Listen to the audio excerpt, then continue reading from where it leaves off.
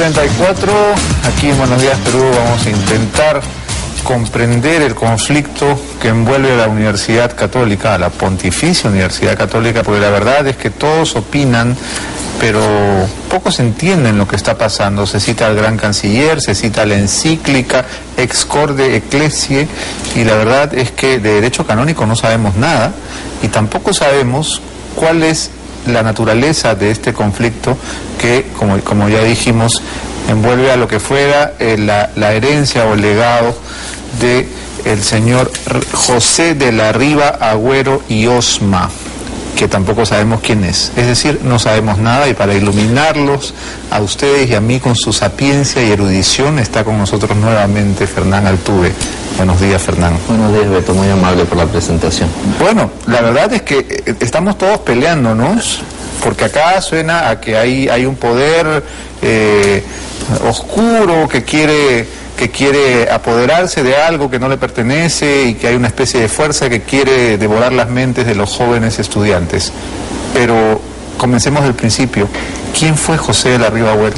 Bueno, José de la Riva Agüero ha sido el intelectual peruano conservador del siglo XX más importante, y un hombre que no solamente era un intelectual reconocido en el extranjero mundialmente, sino además fue un gran benefactor, un hombre con una gran fortuna que al no tener descendencia la dejó para la educación católica, ¿no? Para fines de educación católica dejó todos sus bienes. ¿Era un beato, era un cucufato, era un hombre rezandero? Hay dos Ribagüeros. El Ribagüero joven que tiene cartas con Unamuno muy antirreligiosos cuando tiene 20 años, era un conservador liberal, de tendencia liberal, pero conservador, pero antirreligioso, pero con su estadía en Europa, sobre todo en Roma, con el pasar del tiempo hay una reconversión de su parte, y entonces se reencuentra con el catolicismo de su infancia, con la de su madre y sus tías, que fueron los que lo educaron en la fe, y entonces abjura de sus errores, un famoso discurso en el Colegio de la Recoleta del año 32,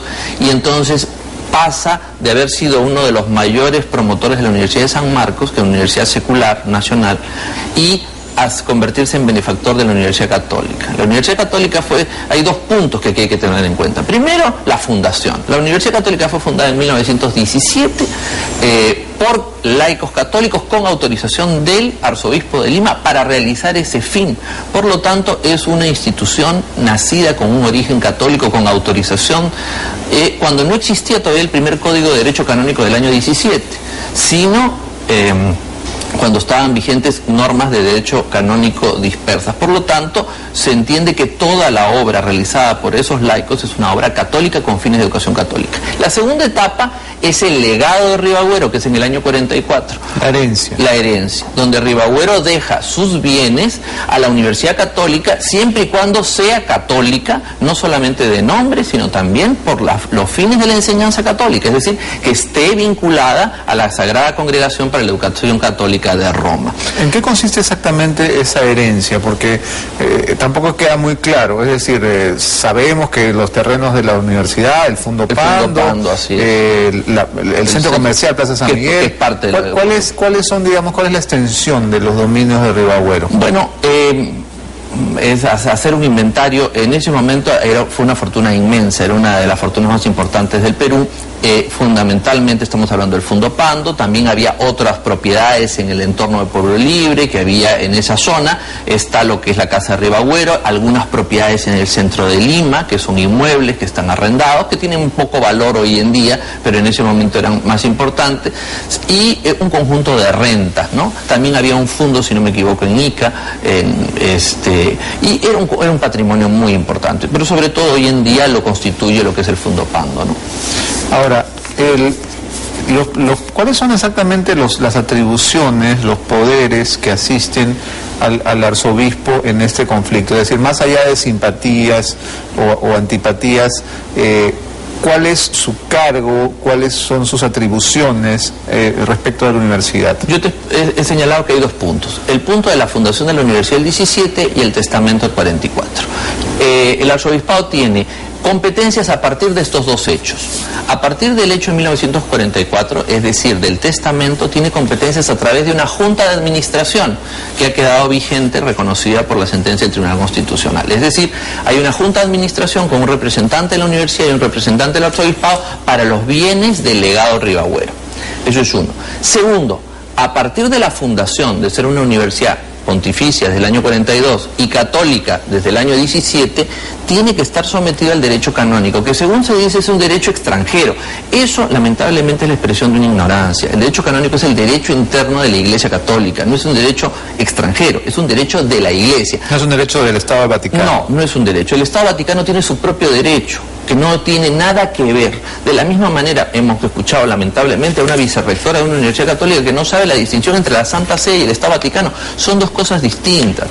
El Estado Vaticano es un Estado que tiene su administración en la Secretaría de Estado y maneja las relaciones diplomáticas de este pequeño Estado, al que le corresponde la Guardia Suiza y todas las pequeñas entidades que corresponden a un Estado, Radio Vaticano y todo esto. Pero la Santa Sede es la administración de la Iglesia Universal y no está sometida a ninguna forma de jurisdicción, sino está protegida por el Estado Vaticano. O sea, el Estado Vaticano le da una excepción para que ningún Estado pueda imponerse sobre la Iglesia Universal.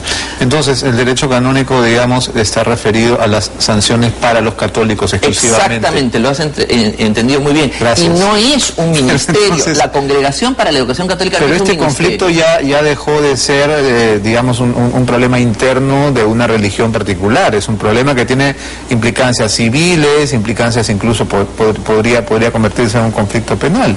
Bueno, yo lo que veo es que aquí hay una cosa importante, que hay una identidad religiosa. Esa universidad fue fundada y los bienes que ha adquirido en el tiempo, no todos, hay algunos bienes que son propios de ellos, que no tienen ningún tipo de competencia a la Iglesia Católica, sino como entidad civil le corresponden a ellos, pero la gran mayoría han sido recibidos como entidad católica. Ellos están sometidos a la obediencia al Santo Padre, sí o no. Si están sometidos son católicos y deben obedecer. Si no están sometidos, entonces no son católicos y deben retirar todos los símbolos que representan la identidad de unos creyentes que ya no se sienten identificados por esa universidad y deben devolver los bienes que no le corresponden. ¿Por qué hay que usar esta palabra sometimiento, que es tan abrumadora? Porque lamentablemente aquí lo que se está tratando de decir es que hay cosas que no son claras. Es decir, que aquí puede haber dos catolicismos, un catolicismo conservador y un catolicismo liberal, que aquí se puede ser de una manera o se puede ser de otra, o se pueden interpretar las cosas. No, señor. Aquí hay un punto que es la palabra de la Santa Sede. Y el poder de la religión católica es su disciplina. Aquí no hay dos morales o tres morales, no hay una moral subjetiva. Si a ti no te gusta esa iglesia, eres libre de no pertenecer a ella. Aquí nadie está obligado. Nadie está obligado a ser miembro de la Universidad Católica en ninguna parte del mundo. Pero si tú quieres ser parte... Pero si uno es alumno de la Universidad Católica, no está obligado a ser católico. Por supuesto que no, ni tampoco los profesores. Puede haber profesores que no lo sean. Pero lo que no pueden hacer es faltarle el respeto al representante del Santo Padre. No pueden faltarle el respeto al arzobispo de los católicos de Lima, que somos, en cierta manera, los que representamos el catolicismo donde está la universidad. Y no pueden decirle a los católicos, ¿saben qué cosa? A mí el Papa no me ha llamado. Imagínate tú, si cada católico le dice a su párroco, bueno, yo espero que el Papa me llame para decirme qué cosa tengo que hacer. Entonces esto no sería una iglesia disciplinada, esto no sería una iglesia universal, sino sería pues esto una confusión que no lo es. Ok, pero digamos, tú dices, aquí se ha ofendido al representante del Papa, pero ¿quién o quiénes lo han ofendido y de qué manera? Bueno, personas que tienen representatividad, que le dicen persona no grata. Pero eso le dicen los alumnos. Bueno, tienen representatividad, son reconocidos. Los profesores de la Universidad Católica permiten que al arzobispo de Lima, alumnos, le falten el respeto institucionalmente, porque todo el mundo puede opinar del señor cardenal lo que quiera. Aquí no es un problema del señor cardenal, pero que institucionalmente se permita declaraciones de no grato. Si las personas, tú o cualquier ciudadano, no le simpatiza el cardenal, yo no me voy a molestar. No, claro, pero lo que dice, por ejemplo, el rector de la Católica, el señor Marcial Rubio, es que él es el insultado, que a él se le ha llamado súcubo.